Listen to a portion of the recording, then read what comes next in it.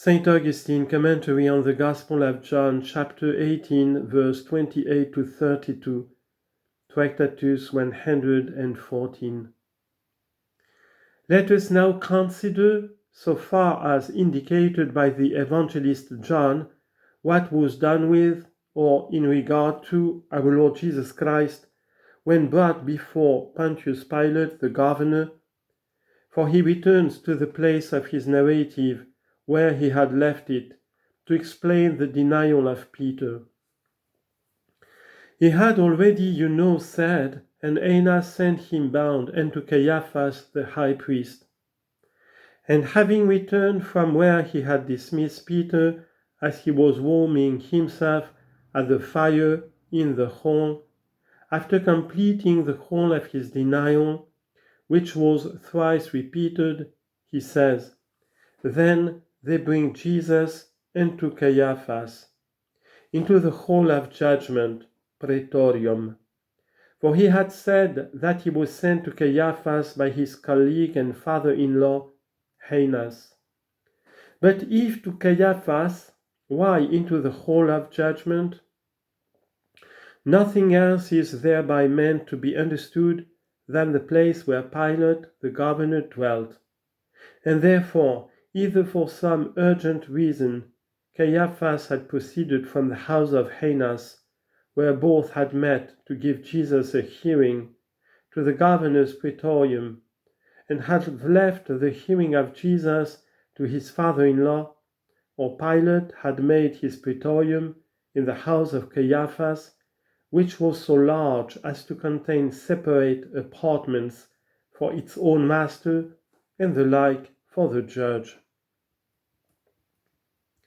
And it was morning, and they themselves, that is, those who brought Jesus, went not into the judgment hall, to wit, into that part of the house which Pilate occupied, supposing it to be Caiaphas' house. And then, in explanation of the reason why they went not into the judgment hall, he says, lest they should be defiled, but that they might eat the Passover. For it was the commencement of the days of unleavened bread, on which they accounted it defilement to enter the abode of one of another nation. Impious blindness! Would they, forsooth, be defiled by a stranger's abode, and not be defiled by their own wickedness? They were afraid of being defiled by the praetorium of a foreign judge, and had no fear of defilement from the blood of an innocent brother, not to say more than this meanwhile, which was enough to fix guilt on the conscience of the wicked. For the additional fact that it was the Lord who was led to death by their impiety, and the giver of life that was on the way to be slain, may be charged, not to their conscience, but to their ignorance. Pilate then went out unto them and said, What accusation bring you against this man? They answered and said unto him, If he were not a malefactor, we would not have delivered him up unto you.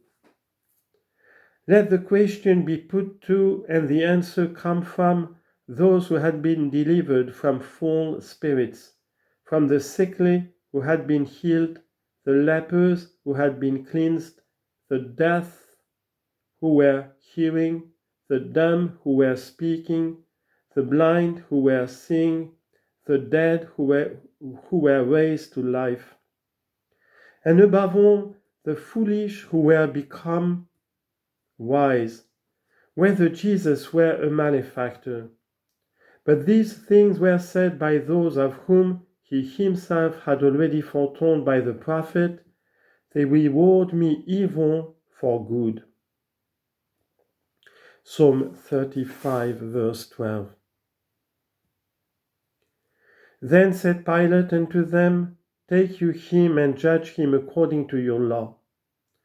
The Jews therefore said unto him, It is not lawful for us to put any man to death. What is this that their insane cruelty says? Did not they put him to death, whom they were here presenting for the very purpose? Or does the cross forsooth fail to kill? Such is the folly of those who do not pursue, but persecute wisdom. What then mean the words, "It is not lawful for us to put any man to death"? If he is a malefactor, why is it not lawful? Did not the law command them not to spare malefactors, especially as they counted him to be those who seduced them from their God? Deuteronomy chapter 13, verse 5.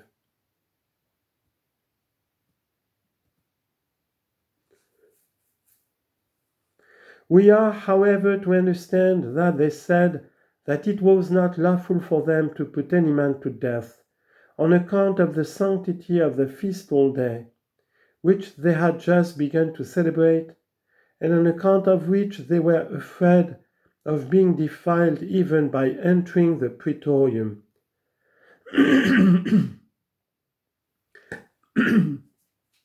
Had you become so hardened, false Israelites? Were you by your excessive malice so lost to all sense as to imagine that you were unpolluted by the blood of the innocent, because you gave it up to be shed by another? Was even Pilate himself going to slay him with his own hands, when made over by you into his power for the very purpose? If you did not wish him to be slain, if you did not lay snares for him, if you did not get him to be betrayed to you for money, if you did not lay hands upon him and bind him and bring him there, if you did not with your own hands present him and with your voices demand him to be slain, then boast that he was not put to death by you. But if in addition to all these former deeds of yours, you also cried out, "Crucify, crucify him," chapter 19, verse 6. Then hear what it is against you that the prophet proclaims, "The sons of men whose teeth are spears and arrows, and their tongue a sharp sword." Psalm 57, verse 4. These, look you, are the spears, the arrows, the sword, wherewith you slew the righteous, when you said that it was not lawful for you to put any man to death. Hence it is also that when, for the purpose of apprehending Jesus, the chief priests did not themselves come but sent, yet the evangelist Luke says in the same passage of his narrative, "Then said Jesus unto those who were come to him, namely the chief priests and captains of the temple and elders, Be you come out as against a thief?" Luke chapter 22, verse 52. As therefore the chief priests went not in their own persons, but by those whom they had sent to apprehend Jesus, what else was that but coming themselves in the authority of their own order, and so on, who cried out with impious voices for the crucifixion of Christ, slew him, not indeed directly with their own hands, but personally through him who was impelled to such a crime by their claimer?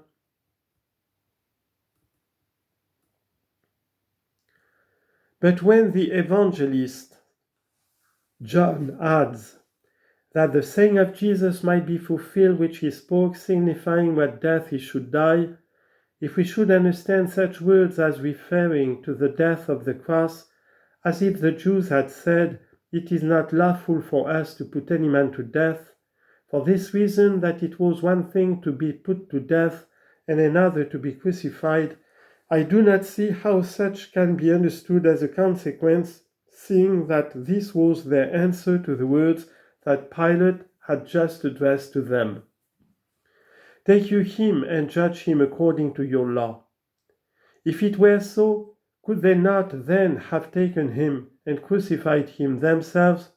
Had they desired by any such form of punishment to avoid the putting of him to death? But who is there that may not see the absurdity of allowing those to crucify anyone who were not allowed to put anyone to death? Nay more, did not the Lord himself call that same death of his, that is, the death of the cross, a putting to death, as we read in Mark, where he says, Behold, we go up to Jerusalem, and the Son of Man shall be delivered unto the chief priests and unto the scribes, and they shall condemn him to death, and shall deliver him to the Gentiles. And they shall mock him, and shall spit upon him, and shall scourge him, and shall put him to death, and the third day he shall rise again. Mark chapter 10, verse 33 and 34. There is no doubt, therefore, that in so speaking the Lord signified what death he should die. Not that he here meant the death of the cross to be understood, but that the Jews were to deliver him up to the Gentiles, or in other words, to the Romans. For Pilate was a Roman, and had been sent by the Romans into Judea as governor. That then this saying of Jesus might be fulfilled, namely, that being delivered up to them, he should be put to death by the Gentiles, as Jesus had foretold would happen. Therefore, when Pilate, who was the Roman judge, wished to hand him back to the Jews, that they might judge him according to their law, they refused to receive him, saying, It is not lawful for us to put any man to death. And so the saying of Jesus was fulfilled, which he foretold concerning his death, that being delivered up by the Jews, he should be put to death by the Gentiles, whose crime was less than that of the Jews, who sought by this method to make themselves appear averse to his being put to death, to the end that not their innocence, but their madness might be made manifest.